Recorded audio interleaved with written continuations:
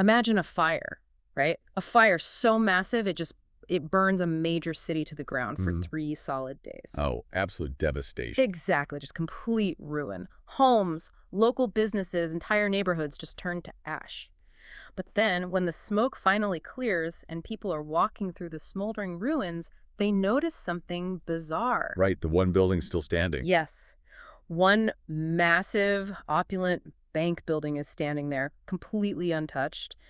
And it didn't survive because the wind shifted or anything. It survived because the local fire brigade was ordered to let the surrounding residential blocks burn to the ground just so they could divert all the city's limited water supply to save the cash. It's a brutal image, really. I mean, it tells you absolutely everything you need to know about the hierarchy of a city in the early 20th century. Yeah, priorities, right. Exactly. When push comes to shove, or, well, when the flames are rising, you see exactly what the ruling class values most.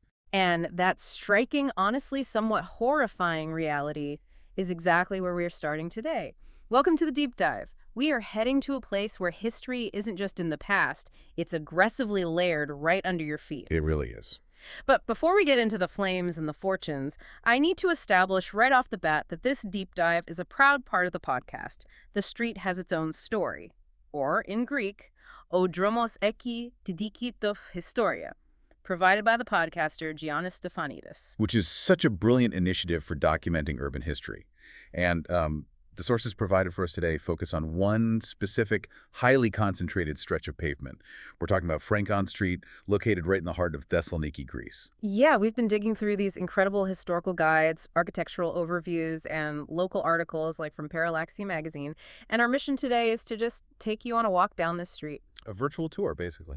Right. We want to uncover how one single avenue became the absolute financial fortress of an empire, how it was bombed, burned, and eventually transformed into a place where you can, buy agricultural fertilizer by day and go clubbing by night. Which is quite the pivot. But to really grasp the weight of Frankon Street, you have to mentally strip away the modern pavement and the cars and go way, way back. Like centuries back. Exactly. Because the immense economic gravity of this neighborhood didn't just happen overnight. Long before the grand neoclassical buildings were constructed, this area was known as the Frankomachalas, the Frankish Quarter. Which, by the way, brings up an interesting historical quirk, because they weren't actually Franks. Right, yeah. The term Frank was essentially just a catch-all word used in the Eastern Mediterranean for anyone from Western Europe. And the roots of this European zone go all the way back to the year 1261. That is early. Yeah. The Byzantine Empire grants specific privileges to merchants from Venice and Genoa, essentially carving out a designated zone for them to operate within the city. And those early concessions laid the groundwork for what would eventually become a massive financial explosion. By the 18th and particularly the 19th centuries, this district hit a critical mass. Oh, for sure. You had European consuls, missionaries, and incredibly wealthy merchants just flooding into the area. They were building their trading houses, establishing diplomatic outposts, and turning this neighborhood into a massive funnel for global wealth. And to give you a sense of just how much wealth was concentrated here, let's look at a statistic from just before the year 1920. At that time, there were 66 banks operating in the entire city of Thessaloniki. Okay. Out of those 66 banks, 34 of them were located on Frankon Street. Why? Right. Let that sink in. More than half of the city's entire financial sector was crammed onto this one single street. It was a staggering density of capital. I mean, you were walking past French banks, German banks, the Bank of Mytilene, and incredibly powerful Jewish-owned banking houses like Amar, Museri, and Benvenisti. Just back-to-back banks? Yeah. Frankon Street wasn't just a local commercial hub. It was the financial engine driving the entire broader region of the Balkans.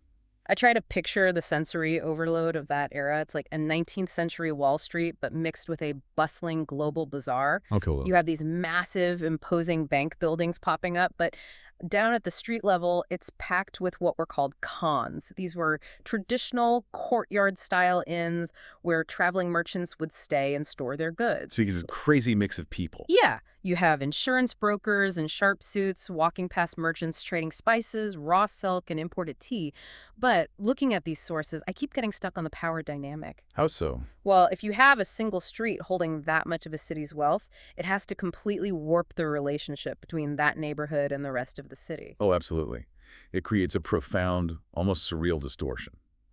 The Frankomachalas, effectively became an isolated bubble of European influence, operating autonomously right inside the borders of the Ottoman Empire. Like a state within a state. Exactly. Think about the infrastructure. The architecture, the languages spoken in the boardrooms, the currency flows. None of it reflected the daily reality of the surrounding, much poorer Ottoman neighborhoods. It's like a foreign entity dropped a financial motherboard into the middle of the city. They were plugged directly into London, Paris, and Vienna, while the neighborhoods next door were living in a completely different century. That is exactly the right way to visualize it. The local power dynamics completely shifted. The Ottoman authorities technically ruled the city of Thessaloniki, right? They collected the taxes and commanded the military. Right. But the European consuls and the elite local merchants on Frankon Street held the actual capital. Whoever controlled Frankon Street held the economic leash. And when you hold the economic leash, you build physical fortresses to protect it. Naturally. To see what that power actually looked like in stone and marble, we have to look at the cornerstone building standing at the intersection of Frankon and Leontososu streets. Today, it houses the State Conservatory, but its history is wild. It really is. It is a building that has lived several dramatically different lifetimes, starting as a monument to sheer, unadulterated individual wealth. Yeah, built in 1840, this was originally the private mansion of Jake Abbott. He was a wildly wealthy English merchant whose family had relocated to Thessaloniki from Constantinople. And mansion almost feels like an understatement here. It does. The luxury of this place was so legendary that when the Ottoman Sultan, Abdülmecid I, visited the city in 1858, this was the house they chose for him to stay in. Which is huge. Consider the political implication of that decision.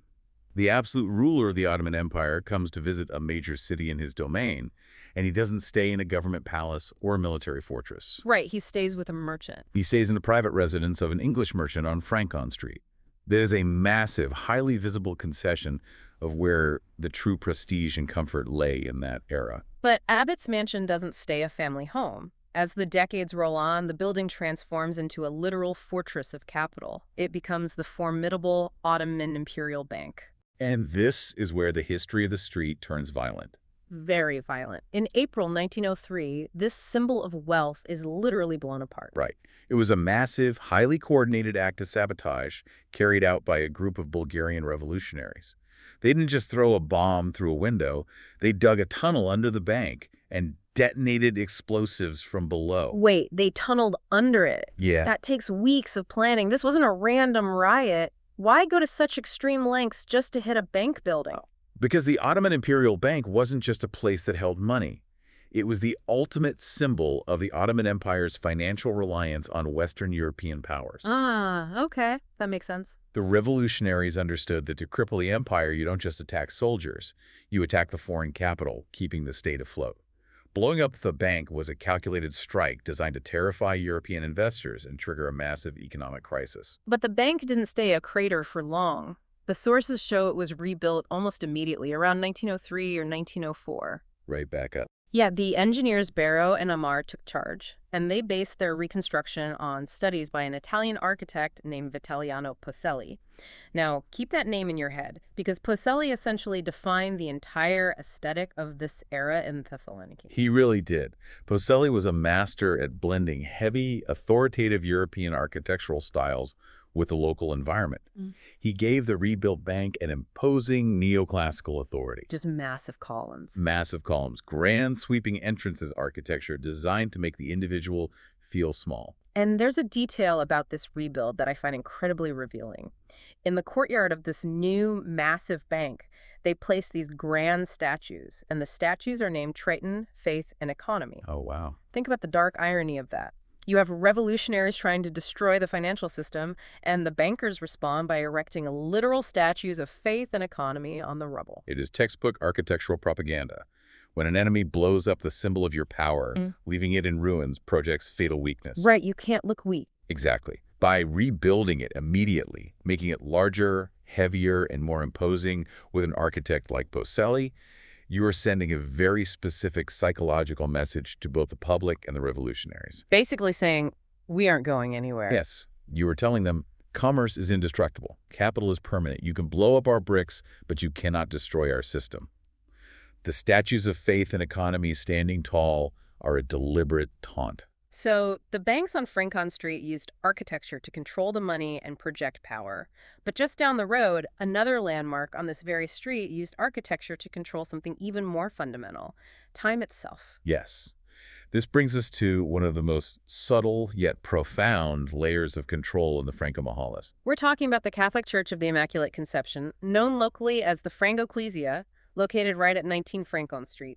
And once again, we see the fingerprint of the master architect, Vitaliano Poselli. He was everywhere. He was. He designed this specific iteration of the church in 1897. It's important to give some context here. Poselli was replacing an earlier church from 1867 that had been heavily damaged by fire, which itself replaced a much older church from 1742 dedicated to St. Louis that also burned down. Fires were just a constant issue. A constant looming threat in the city. So Poselli steps in to build something meant to last. And it is a stunning piece of design. It's a three-aisled basilica featuring grand Corinthian columns, a massive statue of the Apostle Paul, and these absolute masterpieces of stained glass. Very opulent. Yeah, it reflected the immense wealth and power of the prominent Catholic families living in the quarter. But the most dominant feature wasn't the altar or the glass, it was outside. Poselli designed a 40-meter-high bell tower. That's massive. And this tower didn't just ring for Sunday Mass, it constantly broadcasted what was known as the Frankish time to the entire surrounding area. Frankish time is such a fascinating concept because in a traditional Ottoman city, daily life, work, and social rhythms generally revolved around the sun and the Islamic call to prayer. Time was fluid, It was tied to nature and religion. But then you have this massive 40-meter tower booming out the exact hour, every single hour. Wait, so they built a tower just to tell time? Basically, yes. In the middle of an Ottoman Empire that feels incredibly aggressive. It's like they were forcing the locals to literally sink their lives to Western Europe. That is precisely what they were doing. Modern capitalism, the banks, the trading houses, the international shipping schedules, the train departures, it all requires rigid, standardized mechanical time. You can't run a train schedule on fluid time. Exactly. By broadcasting European time so loudly that it echoed into the surrounding neighborhoods, the Frankomachalas was essentially overriding the local culture. It's a mechanism of control. It is an audible reminder ringing out over the rooftops, telling everyone who was actually dictating the pace of the modern world. It really makes you think about how we experience time today. We all walk around with smartphones that automatically sync to global servers. We don't even think about it. No, we just accept it. But back then, hearing that bell must have been a jarring reminder that your neighborhood was being pulled into a global machine. And speaking of machines and time, there is another famous clock on Frankon Street. Oh, yes. But this one doesn't dictate the time. It marks the exact moment that history violently interrupted it. You're referring to the Stoa Melicopi. Yes, the Stoa Melicopi. Built in 1906 and, surprise, designed by Vitaliano Poselli. Of course. First, let's clarify what a stoa actually is in this context, because we've mentioned it a few times. We aren't talking about ancient Greek ruins. In early 20th century architecture, a stoa is a grand European-style commercial arcade. Right, think of a massive building that encloses an inner courtyard or street, usually with sweeping glass roofs, intricate ironwork, and multiple levels of shops and offices. Yeah, they were the shopping malls of high society, and Poselli built this specific stoa for the Alatini family, an immensely wealthy and influential Jewish family in Thessaloniki. The building was originally constructed to house the Bank of Thessaloniki, which the Alatini brothers had founded. It was completely state-of-the-art for 1906. But the reason we are talking about it today isn't just its beauty. It's the incredibly dark story of how it survived. Remember that devastating fire I mentioned at the very beginning of the show? The one from August 1917. Right. A fire breaks out, and it sweeps through Thessaloniki, burning for 3 straight days. It destroys almost the entire city center, including most of the Frankomachalas. Over 70,000 people are left completely homeless. But the Stoa Melicopi, the Bank of Thessaloniki, survives completely intact. And as we established, it wasn't a miracle. The historical records are clear.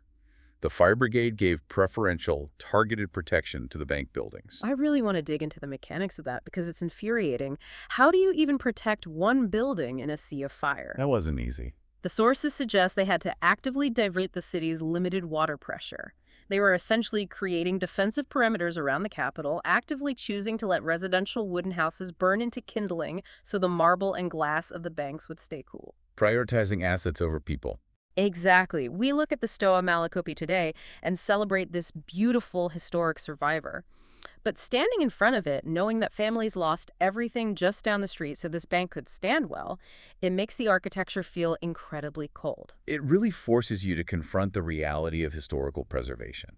I mean, the buildings that survive centuries are rarely the homes of the working class. They are the fortresses of the elite, because those are the structures deemed worthy of saving when resources are scarce. That's a great point. The Stoa Malacopi is a stunning architectural gift to the modern city, but it is fundamentally a monument to class priority. And the building bears another, much more visible scar of trauma on its face. If you look up at the very top front of the building, the triangular roof section known as the pediment, there is a large clock. Yes. During the massive earthquake that struck Thessaloniki decades later in 1978, the violent shaking caused that clock to stop at exactly 11:06, and they never fixed it. It is still stuck there today. It is such a powerful visual metaphor. You have a building designed to manage the relentless forward motion of money and commerce, permanently branded with the exact minute the earth itself decided to stop the machine. So we have this street of immense power and wealth, the Abbot Mansion hosting sultans, the towering Catholic Church dictating the time, the grand glass arcades of the Stoa Malacopi surviving fires. But if you walk down Frankon Street today, you aren't walking through the Wall Street of the Balkans. No, absolutely not. The bankers are gone, the European consuls are gone. How did this street evolve from high finance to the reality we see today? Well, the transition wasn't a gentle economic shift. It was brought on by profound, unspeakable tragedy. The true decline of the old Frankomachalas and the city's broader commercial dominance began during World War II. The human cost of that era in Thessaloniki is just staggering. It is. The Jewish population of the city was absolutely central to the economic, cultural, and social life of this entire area. Families like the Alatinis were the bedrock of the commercial quarter. During the Holocaust, that community was tragically, systematically exterminated. Just horrific. Yes, and simultaneously, the occupying Nazi forces confiscated the banks, the properties, and the assets. The human capital and the financial capital of Frankon Street were violently stripped away almost overnight. It's a devastating rupture in the city's timeline. The brilliant minds who built the street, the families who walked those arcades were just gone. And yet the massive stone buildings remain standing. So you have these empty, cavernous bank vaults and luxurious arcades in the decades following the war. What happens to them? They underwent a gritty, blue-collar transformation. In the 1960s and 70s, the former financial district morphed into a working-class garment center. I love the visual contrast of this era. Think about it. You have these soaring neoclassical ceilings designed by Vitaliano Poselli to project the majesty of global finance. And underneath those ceilings, filling up the old bank floors, are row after row of working-class men and women hunched over sewing machines. Oh, the sound alone must have been incredible. The quiet, hushed whispers of banking replaced by the deafening mechanical hum of the textile industry echoing off the marble floors. It became a massive hub for shirt factories and fabric workshops. It's like a grand theatrical stage where the elaborate set remains exactly the same, but the actors and the play change completely. You have the architecture of high finance being repurposed for the harsh reality of manual labor. But even the textile era didn't last. By the 1990s, the forces of globalization and economic crises hit the local manufacturing industry hard.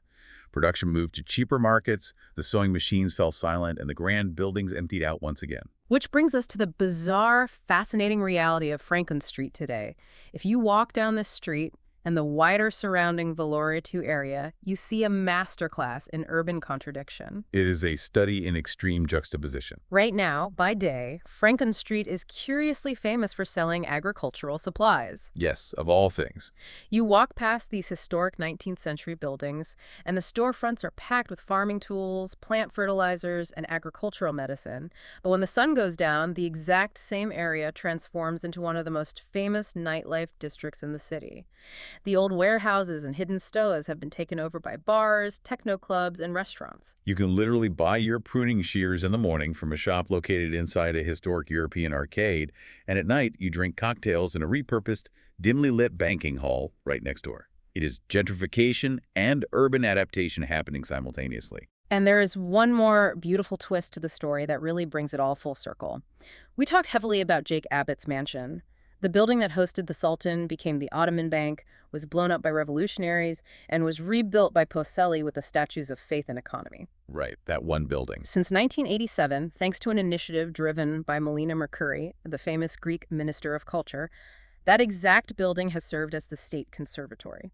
So the ultimate fortress of capital, the site of a violent subterranean bombing, is now filled every day with the sound of students practicing violins, cellos, and pianos. It's incredibly poetic, but looking at this entire timeline, from Ottoman banks to garment factories to agricultural supply shops to techno clubs and conservatories, I have to wonder, is this constant, relentless reinvention a sign of incredible urban resilience? Or is it a tragic loss of the street's original grand identity? That pushes us to define what a city's identity actually is, you know. I would argue that true identity is supreme resilience. Buildings are just empty shells of stone and glass. They only matter because of how human beings choose to use them. Right. If Frankon Street had been perfectly preserved exactly as it was in 1900, it would be a museum. It would be dead, frozen behind glass. The fact that it has managed to be a global bank, a sweaty factory, a place to buy seeds, and a nightclub means it is deeply, vibrantly alive. It survives by adapting to whatever the people of the city needed to be in that specific decade. The identity of the street isn't lost. It is simply layered. Layered. Bringing us right back to where we started. Before we wrap up, let's take a breath and summarize this unbelievable journey. We started back in the 13th century, watching the wealth accumulate until the opulent days of Jake Abbott. And then the era of Vitaliano Poselli. Yes, the master architect who built the financial fortresses and the towering churches that literally dictated the time. We saw those structures survive terrorist bombings and catastrophic fires, often at the brutal expense of the poor. And then the tragedy of World War II. Right, the devastating human loss, followed by the gritty mechanical hum of the 1960s sewing machines, and finally the vibrant, chaotic mix of today's agricultural shops, nightlife, and classical music. It is a single stretch of pavement that manages to contain the entire economic, social, and architectural history of modern Europe, compressed into just a few city blocks. And before we leave you, we want to formally remind you that this deep dive is a proud part of the podcast. The street has its own story, or in Greek, o dromos ekitidikito historia, provided by the podcaster Giannis Stefanidis. It has been an absolute privilege to unpack these sources and walk this street with you. So we want to leave you with one final thought to mull over. Imagine an archaeologist unearths Frankon Street 1,000 years from now. They carefully brush away the dirt, and they find the layers we just talked about. Which layer will they deem the most valuable? Will they carefully preserve the European bank vaults? Will they marvel at the rusted remains of 1960s sewing machines? Or will they catalog the neon signs of a 21st century bar? Maybe they'll realize that the true soul of a city isn't found in its original blueprint. The soul isn't the stone. The soul is the ghosts of the people who continuously, relentlessly repurposed it. Next time you walk down your own street, take a look at the buildings around you and ask yourself, whose stage are you standing on right now? Until next time, keep digging.